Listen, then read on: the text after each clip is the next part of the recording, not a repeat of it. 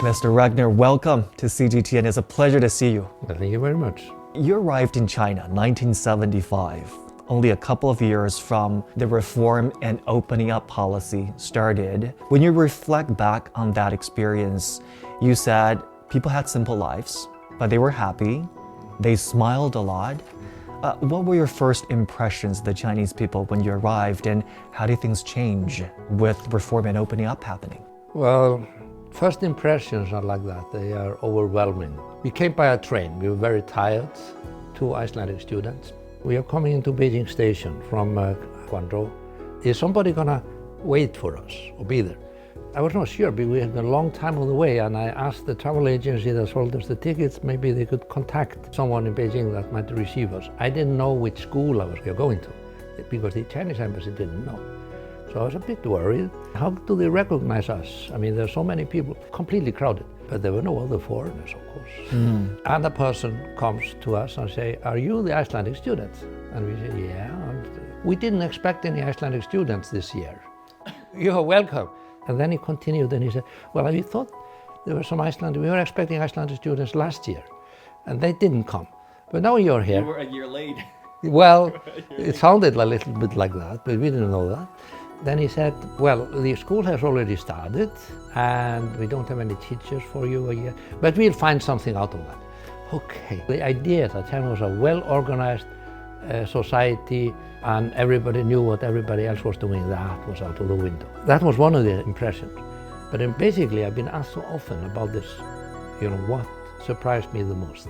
Sometimes I just say, well, I was surprised by many things that were similar. I mean, we were all humans, we had good friends, and everybody was smiling. And also by something I hadn't expected, because the sky was different color, the smell was different, the distance between people are different. It was a lot of blind faith with which you came to China. You didn't know which school you were getting into. You still came. What was the motivation behind that? China was very, very popular in the West in the late 60s and early 70s. Everybody knew about China, but didn't know anything about the details of how it was. It's just that China was China. I come from an Esperanto family. My parents, they both speak Esperanto. We're activists in the Esperanto movement. In China, there was Esperanto movement. There was a magazine called El Popolo Chinillo in Esperanto. We got this every month, and I had read that, and I had seen pictures of people who were smiling on the fields. I told them when I heard about the possibility of applying for a scholarship, China was inviting 2 students. I informed my parents that I was going to apply for this scholarship, and I was rather confident because I was a very good student. My mother just said, "It's so far away." My father asked me, "Are you sure?" And that was it. Let me talk to you about your works. You translated the Analects of Confucius as well as Tao Te Ching. You introduced both those Chinese classics to the Icelandic audience. But language is just one barrier.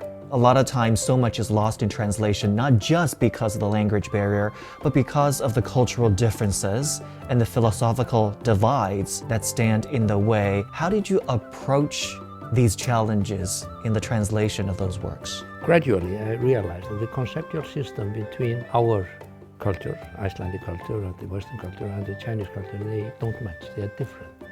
For instance, I even had a quarrel with one of my classmates about the color of the soil. I said, you have a light brown color of your earth, while in Iceland we have dark brown color. And I said, "What do you mean?" "It's yellow." I said, "No, it's light brown." And it took a very long time for me to realize that China doesn't have the color brown as a prime color. It's either yellow or it's dark, gray, or even reddish. This goes all over.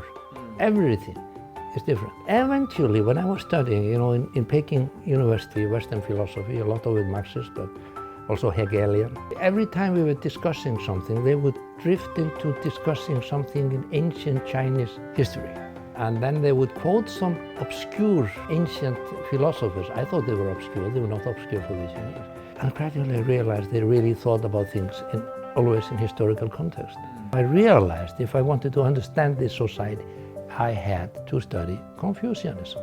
So that's how it came around. I started translating. I made a deal with the teachers that I would use my time to translate the Analects of Confucius because I wanted to learn it. And the best way to learn something is to go into the text and try to translate it. The conceptual mismatch is almost complete. All the virtues in Confucianism are untranslatable into English or Icelandic. They don't match.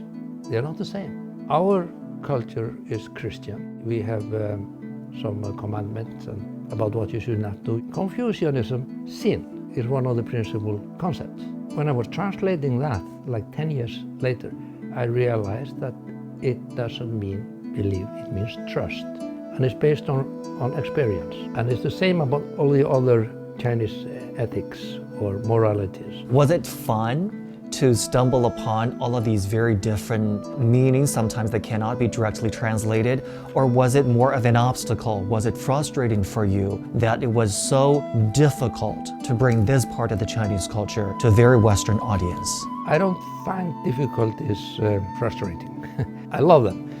I found when I was translating the Analects and Lao Tse is that these are political texts. Because I have been educated in politics. A lot of the translators of these books into English, they were missionaries. So they were doing it from a moral standpoint, while I was doing it more like from a political standpoint. But in general, Chinese philosophy is about human relations and about the governance. And to understand the philosophy means that you have to understand the governance of the state, what are the main principles. And then you have to detach yourself from the Western thinking, how to interpret this in a way to make the person understand. So translating a political text is very different from a literary text. Now, literary translation is to translate a feeling, trying to catch the feeling of the poem. What was the poet thinking when he was writing about his love for this lady? And trying to use something similar explanations of that. Now, that is very different. That's a fascinating perspective. I do want to ask you about the Icelandic appetite or the Western appetite in general towards Chinese culture and Chinese cultural symbols. You've introduced classic works. You've introduced, for example, Chinese films like Raise the Red Lantern to an Icelandic audience. What type of Chinese cultural elements are more popular, more easily embraced and accepted in the West, do you think? Well, I think the China should not try to be producing the same culture as the West. What is fascinating is the difference, is the alienness, you might even say. To see something unexpected. Iceland is a small country with just a few 100,000 people, but the Analects of Confucius and Lao Tse, my translation has been published numerous times. There's a big volume for a very small country like Iceland. And people are reading it because I explain the differences. As for the movies, they are so alien, they're so different. That's what people are looking for. Of course, the young generation likes fast-moving things.